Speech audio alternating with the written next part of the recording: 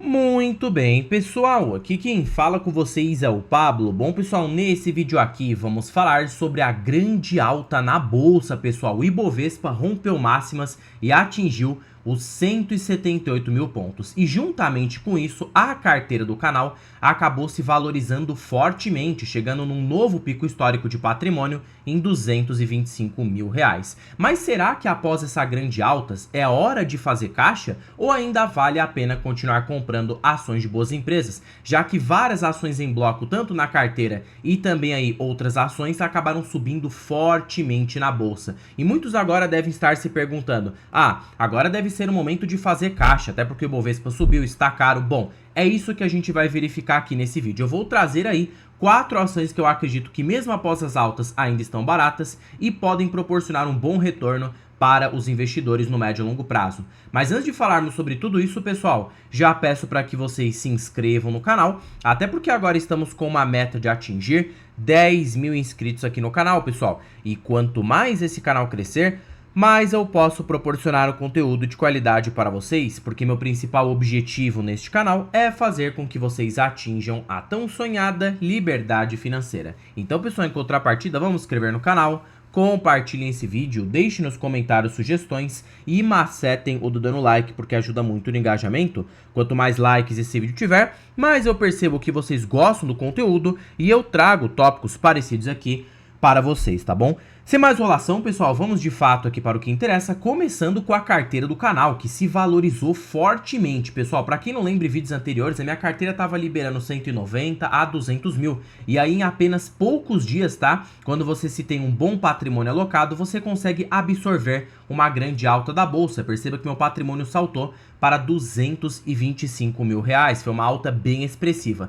E todas as ações em bloco na minha carteira subiram. Banco do Brasil se valorizou, zerando tecnicamente as minhas perdas aqui, porque meu preço médio está em 24,46, a ação do banco subiu para 24,39. Itaú também se valorizou forte, vindo para os 40 reais. As small caps também seguem subindo, BR Partners aqui com 24% de alta. BB Seguridade, tá? Que eu comprei ali nos 32,70, achava uma grande oportunidade na época, também se valorizando uns 13%. Petrobras subindo uns 11% e Vale subindo uns 47%. Então, de verdade, pessoal, a carteira parece que engatou um ciclo de alta cheio. E quando a gente pega aqui o patrimônio numa lupa de longuíssimo prazo, desde quando eu comecei a investir, perceba que nos meus últimos 3 anos e 8 meses, quase 4 anos de bolsa, né, pra gente ser mais exato, vai dar 4 anos ali em aproximadamente julho de 2026, eu obtive um crescimento em rentabilidade de 182% no patrimônio. Se eu colocar juntamente com reinvestimento de dividendos, mais aportes, mais valorização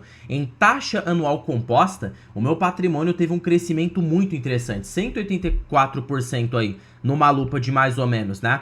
3 a 4 anos, eu tive uma rentabilidade média na faixa de quase 30% ao ano. Isso aqui é muita coisa, pessoal. E apenas aqui a título de curiosidade, se a carteira gerar 30% ao ano de rentabilidade para os próximos anos, coloca aí, ó, 225 mil, supondo que eu realize aí aportes mensais do bolso, dividendos e tudo mais, né? Dividendos, na verdade, já está incluso na rentabilidade, mas a gente vai considerar aportes novos do bolso. E aí você coloca aí uma rentabilidade de 30% ao ano na média. Pessoal, em aproximadamente 10 anos, eu conseguiria atingir um patrimônio na faixa de 4,2 milhões. Por que que eu tô me baseando com 30% ao ano? Porque quando você pega nos fundos de mercado, você consegue empresas que dá facilmente mais de 20 a 30% ao ano. E para você que ficar comigo até o final, eu vou revelar aqui ações que deram esse retorno e tem esse potencial de trazer essa rentabilidade gigantesca. Perpetua isso por mais 2 anos, você poderia atingir aí 7,2 milhões, mas para isso você precisa ser um investidor, né, muito acima da média. Não aqui me gabando nem nada, mas apenas falando para vocês, pessoal, que o óbvio bem feito, o feijão com arroz bem feito,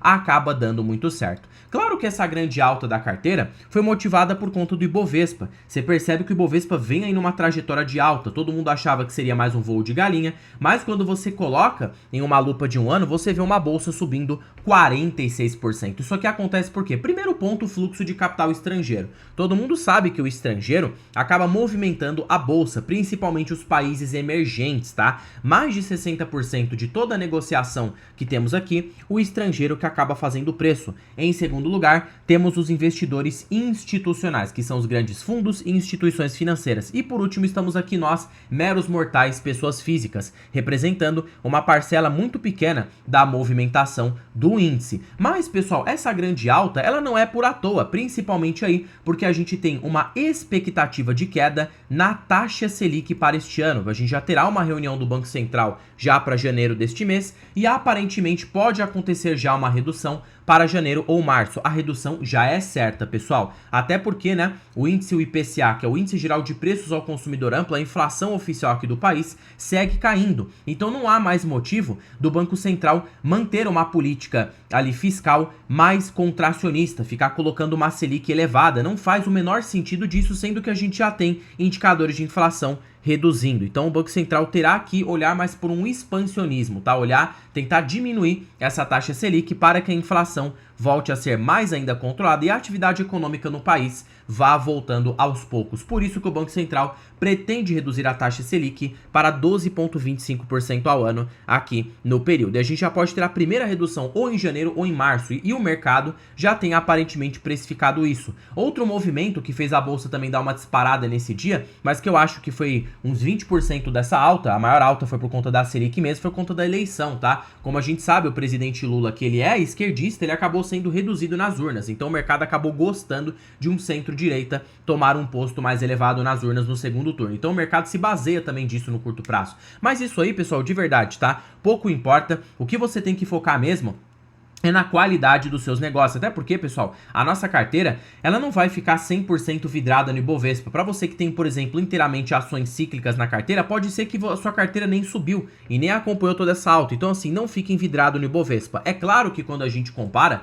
o Ibovespa com a média histórica, se a gente tirar aqui a Petrobras e a Vale, que dá uma boa distorcida, a gente percebe que ele está em 11 a 10 vezes. O PL projetivo está até menor do que isso. Mas ele está próximo das suas médias? Está. Mas perceba que em momentos de valorização, o Ibovespa já atingiu 15 até 16 vezes. Então, se a bolsa fosse apenas atingir ali, ó, a sua alta, o seu último topo histórico, a gente teria uma alta ainda de 33% na bolsa, tá? O que poderia fazer com que várias ações em bloco subissem fortemente. E é claro que nesse vídeo, pessoal, eu vou trazer aí pra vocês 4 ações que eu acredito que mesmo após essa alta, ainda fazem sentido. E muitos devem estar se perguntando, será que é hora de fazer caixa? Olha, eu penso assim, se você quer ter um caixa para aproveitar as oportunidades, faz sentido. Mas assim, pessoal, nós não somos magos, tá? Nós não conseguimos prever o futuro do mercado. Então, assim, eu não ficaria tão otimista nesse quesito, principalmente porque agora a gente tem um movimento estrutural de que a bolsa vai começar a subir e a Selic vai começar a cair. Então, pra mim, já não faz mais tanto sentido ficar. Eu vou continuar aportando normalmente aqui do bolso,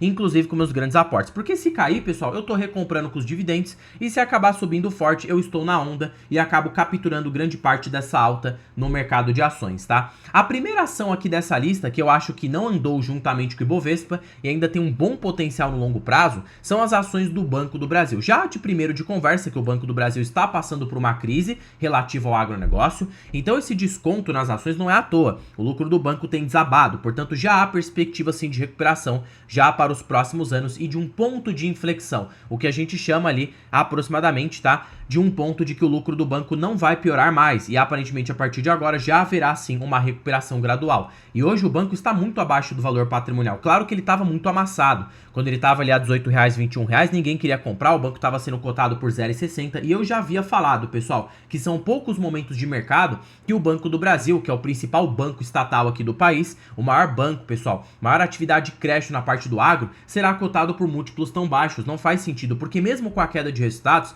a gente ainda tem um banco que lucra quase 20 bi por ano. Você entende isso? O banco com crise de crédito ainda lucra 20 bilhões. É muita coisa. E na normalidade ele chega a lucrar próximo do Itaú. Então você vê aí, né, que o mercado aparentemente estava exagerando bastante, reconheceu um pouco isso. Mas o ponto interessante é que mesmo após a alta o banco ainda está barato. Somente para ele ser cotado ali mais ou menos no valor patrimonial, que seria o patrimônio líquido do banco, valor justo, digamos assim, né? Considerando a sua estrutura de patrimônio líquido. As ações do Banco do Brasil ainda precisariam se valorizar quase 30%. Ainda tem um bom potencial de apreciação, tá? Somente para regredir para a sua média. Fora que a perspectiva de proventos tende a ser boa. Com essa recuperação no lucro, o banco pode voltar a pagar sim seus 6 a 7% de dividend yield. E colocando aqui, ó, pela lógica do Graham, que acaba funcionando bastante para empresas mais cíclicas, a gente observa que o preço justo nas ações do Banco do Brasil é de R$ 47,00, que dividido por este preço aí, ó, na faixa de 24, ainda nos dá um potencial de alta de 96% na cotação. O banco ainda assim poderia estar barato para você que olha para médio e longo prazo. E detalhe que o Banco do Brasil é minha maior posição.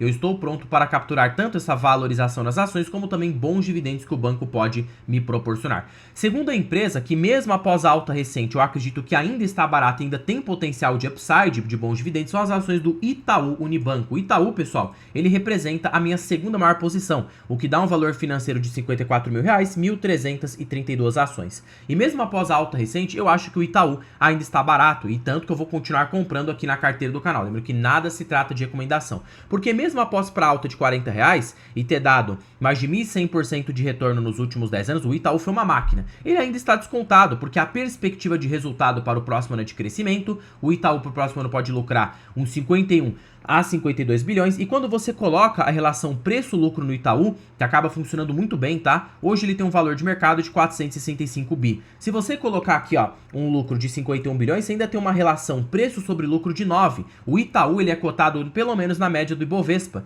que é ser cotado em 13 a 14 vezes lucro. Então, para o banco ainda teria um potencial de upside de 44% na cotação, que facilmente hoje ele é a R$ 40,00, você poderia ver um Banco Itaú sendo negociado por R$ 57,00. E ele vale no mínimo 50, tá? Essa é a minha visão. Porque hoje ele vale na bolsa facilmente 500 bi de valor de mercado. Se você dividir aqui pela quantidade de ações, você tem R$ 45,00. Então assim, pessoal, supor um Itaú a R$ 50,00 não seria nada irreal, porque mesmo o banco a R$ 50,00 daria ali aproximadamente uns 560 bi de valor de mercado. Ele ainda estaria avaliado, considerando a sua geração de resultados, por 10 vezes lucro. A gente tem um BTG negociando aí por 13. Então, para mim, o Itaú ainda segue descontado. E quer ver quando você usa o modelo do Buffett, tá? Você coloca aqui um banco que cresce a uma taxa de 8, você tem 4, e você coloca a LPA dos últimos 12 meses e divide aqui basicamente por este indicador, você tem um preço justo de R$100, o que dividido por 40 ainda nos dá um potencial de alta de 163% na cotação, tá? Claro que eu não sou tão otimista, a gente pode ver o Itaú se valorizando um pouco menos, mas ainda assim, você ter uma valorização boa na carteira aliada a bons dividendos, porque o Itaú pode continuar distribuindo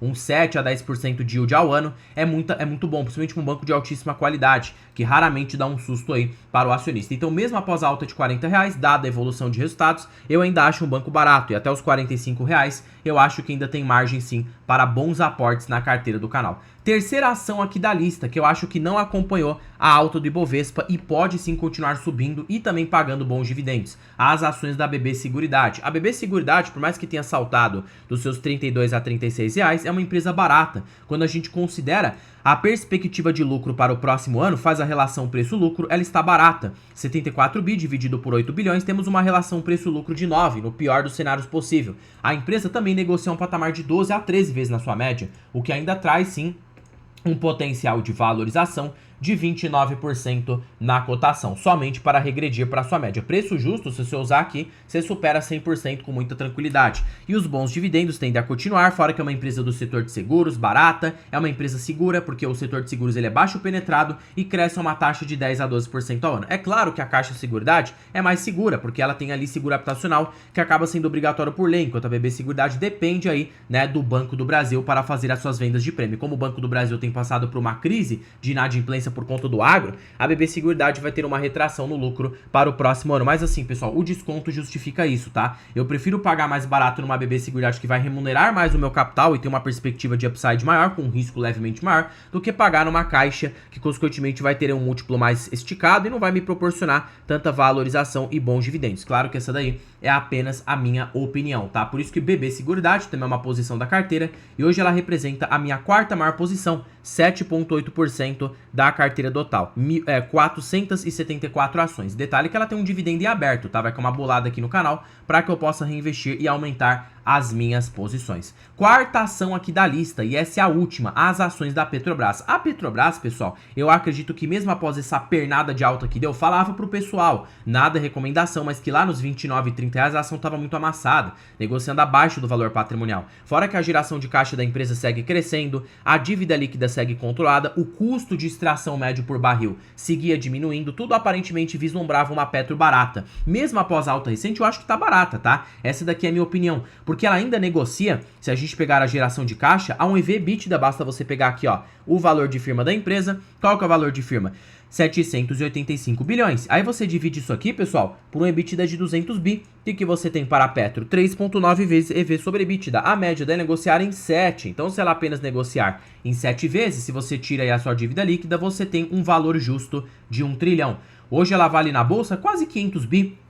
Pra gente ser aqui mais exato, então ela teria um potencial de alta de 114% na cotação, podendo dobrar de preço. Fora que você vê que o último topo da Petro foi em R$40. Então você ainda tem margem para a ação continuar sim se valorizando. Fora bons proventos, caso o petróleo continue estável em $60 o barril, e dado de que o mercado não deixa se desvalorizar tanto porque inviabiliza a produção, você pode ter uma empresa pagando sim seus 8 a 10% de dividend yield, aliado a um ganho de capital bastante interessante. Então assim, pessoal, as blue chips, empresas de maior capitalização, ainda continuam baratas. É claro que nas small caps você vai encontrar pechinchas maiores, numa BR Partners, por exemplo, que segue caindo, ainda nesse preço ainda acho barata, dado esse trigger de queda na Selic. Você também tem aí outras empresas smalls baratas, uma Indústrias Home, você tem a SLC Agrícola, aí você tem aí várias outras small caps que estão descontadas, uma Light, porém, pessoal, o nível de risco é mais elevado. Então assim, você colocar uma blue chip, uma empresa de muita qualidade na carteira, que você sabe que tá barato, você vai ter muito mais segurança do que colocar uma small cap. A small cap você precisa ser muito mais seletivo,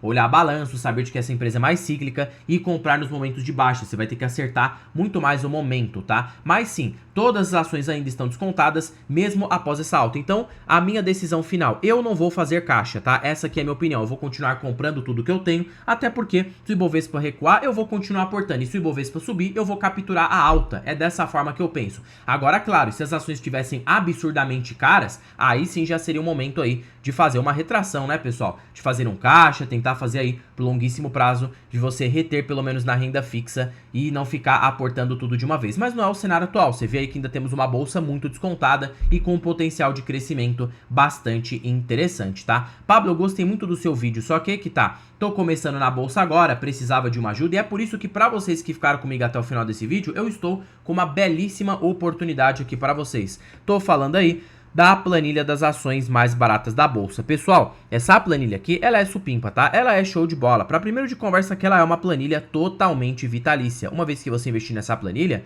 ela é sua para sempre, para a sua vida toda. E ela tá mais barata do que o preço de uma pizza. Aquela pizza que você paga ali no mês, essa planilha está mais descontada do que isso. E ela é, detalhe, pessoal, totalmente automatizada. A qualquer momento ela atualiza sem você ter trabalho nenhum. E terceiro e último fator, você tem aí os melhores indicadores da bolsa pelos grandes investidores. Décio Bazin, Benjamin Graham, Peter Lynch, e você tem aqui o ranking das ações mais baratas pela Magic Fórmula e também preço teto projetivo. Tá bom, Pablo? E onde que estará o link desta belezura? Estará na descrição deste vídeo, o primeiro comentário fixado, e também será disponível aqui na biografia do canal. Basta você clicar em mais e você vai ser direcionado para adquirir a planilha das ações mais baratas aqui no Brasil, tá?